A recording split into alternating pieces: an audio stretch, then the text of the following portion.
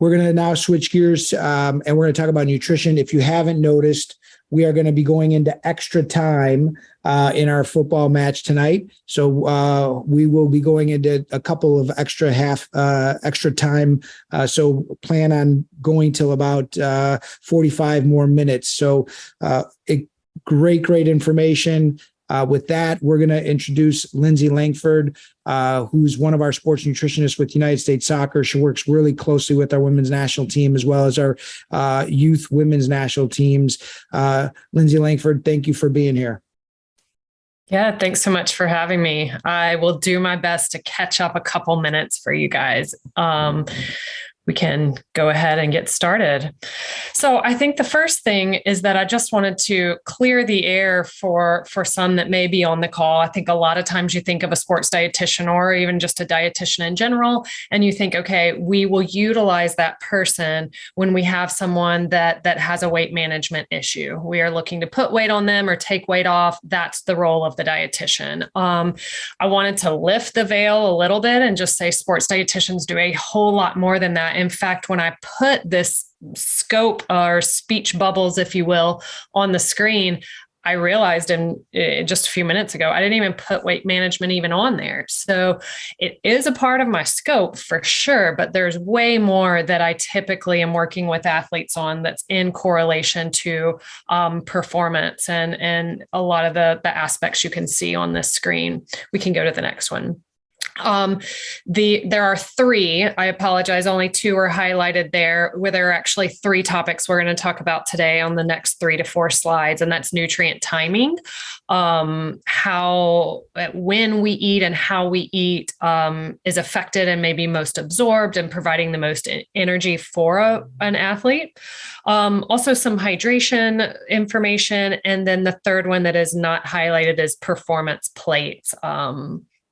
That we'll dive into. So topic number 1, to me, nutrient timing is absolute king. It really is the foundation in working with an athlete. And so whether that's middle school or on up to the women's national team, the first question that I'm asking them is to kind of tell me what and when you eat in a typical day. So I can see if there are any gaps that take place. And so I will say oftentimes we have athletes that are skipping breakfast, or they might have a Cliff Bar or a granola bar for breakfast and walking out the door. And then throughout their school day, if they are more the school age athlete, there might be, typically there would be lunch, but what if they don't like school lunch? So then lunch could be hit or miss. And then right after lunch, we've got practice. And so how well fueled is that athlete that may need 2,000 to 2,500 calories in a day, but yet at this point leading up to practice, they've only consumed 400. I see that quite frequently. And so it's teaching athletes not to backload all of those calories. Then they come home from practice and they're famished. And if you're a parent, they're raiding your kitchen before you can even get dinner on their plate.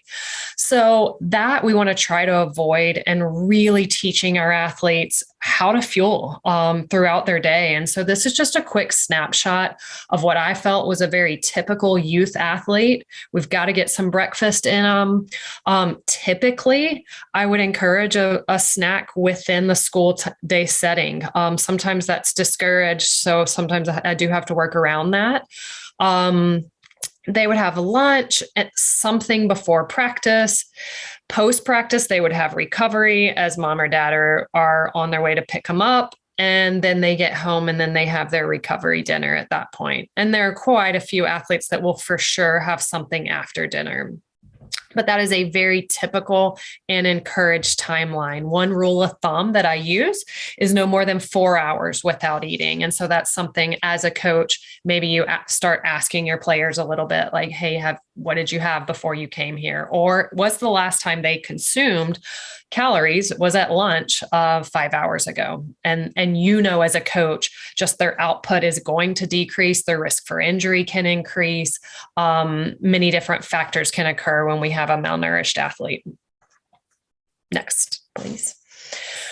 When we talk about nutrient timing, one aspect that I really try to hone in on is just the bookends of your training throughout your whole day.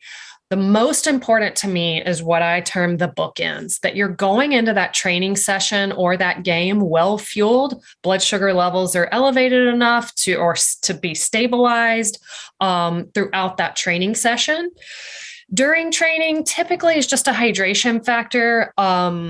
Sometimes I will definitely say in a game setting, I really encourage you that you're capitalizing on halftime. That's giving them time to just replenish glycogen stores. We know that the sport of soccer is carbohydrate dependent, and we really can see an advantage if we're dumping in around 15 to 20 grams of carbohydrates at that halftime. Your larger athletes can maybe take in more on the upper end of 30 at that time. But most of the time in a training session, we're not really getting anything in during other than maybe a sports drink. And then afterwards, post-training is this concept of recovery nutrition. This is just essentially when blood sugar can frequently be dropped. And from a hormonal level, we can get the glucose or the carbohydrates to our muscles and aid in that recovery process much faster than if that athlete waits, they're stretching. If you guys are implementing stretching post-practice, which is likely encouraged, they're chatting with their friends, they may be showering, they're waiting on a ride. By the time they get home and have dinner, they've really missed an opportunity for just protein synthesis and muscle building and repairing to take place. So big fan of post-training and recovery nutrition. And from that prior slide, it's typically something like a protein shake or even a bar. It can be whole foods for sure. Something like a Greek yogurt cup. We get 15 grams of protein in. Ideally, we're looking to get about 10 to 20, but that is definitely dependent on a lot of different factors. But that's a good range about that. Maybe even higher, like 15 to 20. So take care and protect the bookends of your training session with nutrition. Next, please. The second topic that I work with athletes on is performance plates. And these are some that I've kind of designed myself, but it was absolutely mimicked off of the United States Olympic Committee. And you can do a quick Google search and find those.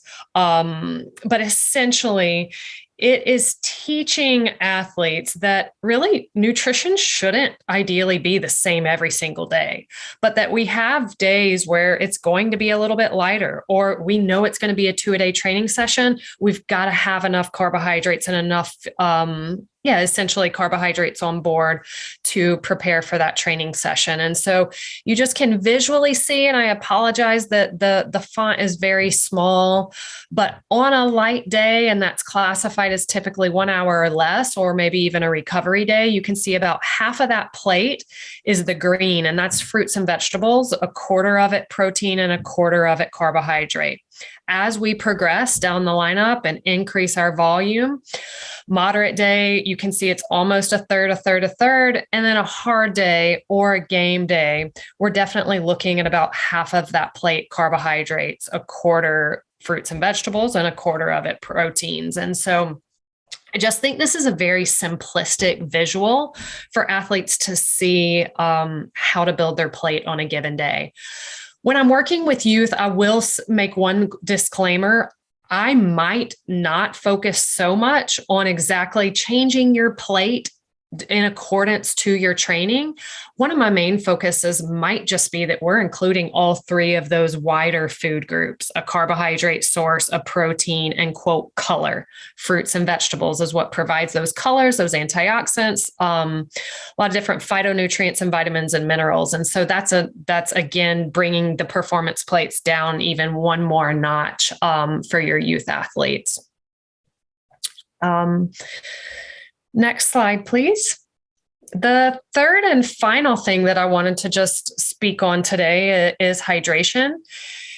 And I think we can get very detailed oriented when it comes to hydration, exactly how many ounces we need, how many milligrams of sodium and electrolytes. But so I might share a little bit of that, but let me first, I guess, just educate that we all know this is important. And we learned a good bit from Dr. Huggins' presentation right before this as well.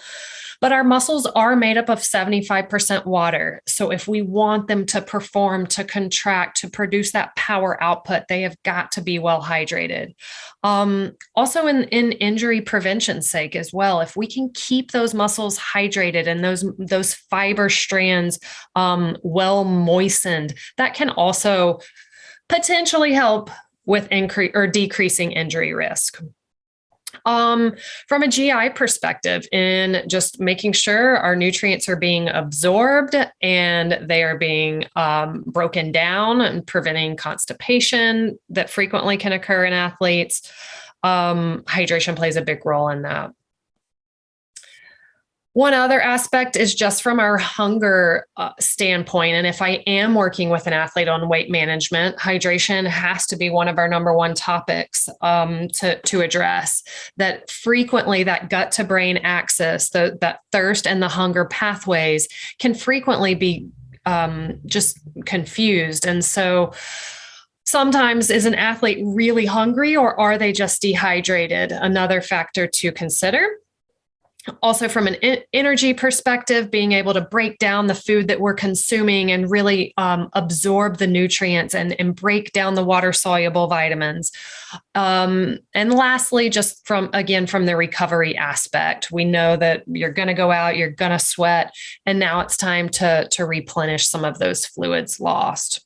So those are the reasons why. Here are just like 4 tips to maybe take with you or hydration adoptions, I guess. So how much should you be taking in? You frequently will hear 8 glasses a day. That is not wrong. That's a very standard recommendation, I think, by American Academy of Dietetics, but it is something that for athletes, I typically customize a little bit more based just on their body weight. As we just saw, muscle is made up of 75% water, and typically our athletes are carrying more muscle mass.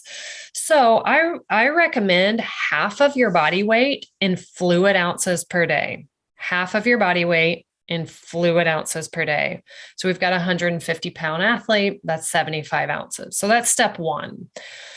Step 2 is that we've got to carry a water bottle with you, and that you know how many ounces it is. So for that athlete, this is a standard, you can't really see that too well, but a lot of standard water bottles are 24 to 32. And really just recognizing, okay, I should be filling this bottle up 3 times within my day. Then it's maybe even taking it a step further and saying, okay, I want 1.5 of these done by lunch, and I want the next 1.5 done by the time I eat dinner. Usually after dinner, I try to minimize fluids just so we're not waking up in the middle of the night and disrupting sleep. And then lastly, it doesn't just have to be water. I am definitely a fan of a lot of different hydration products or powders, electrolyte powders that you might add in, different sports drinks, the carbonated waters or seltzers, or even just fruit infused water. So those are all things that can maybe get an athlete to drink a little bit more when you might hear them say that they don't like water. So, I believe I might have an exit slide, but that was my final slide there. Thank you guys for paying attention and hanging in there. Lindsay, really, really great stuff. I wanted to ask one quick question, and I just think about what we do in our national teams and the slide that you had, the low, the moderate, and the hard trainings. I think a lot of our youth players maybe sometimes are in the dark with regards to the schedule for their week. And I know you touched upon, and youth players kind of staying with the colors. With our national teams, we probably give them a little bit of information at meals so they know how to prepare. Do you think that it's valuable for our coaches to at least maybe share kind of a weekly schedule, and so that players can anticipate what their fuel requirements might be throughout the week, because I think that could be a really good tip that our coaches and our clubs take away. Yes. Good question. I absolutely think that would be fantastic to help promote nutrition. And I don't know if coaches maybe want to keep that schedule close to the vest. I don't know the culture of that super well, but if that was possible and something a coach felt comfortable doing, I absolutely think it could help your athletes in fueling, and that you're using that as an education tool for them. So yeah, I think it's a great idea. I think that's a great point. Thanks so much, Lindsay. We'll obviously share this with everyone. Also know there are some resources on nutrition and hydration on Recognize to Recover. So please, by all means, utilize those. Lindsay, thanks again.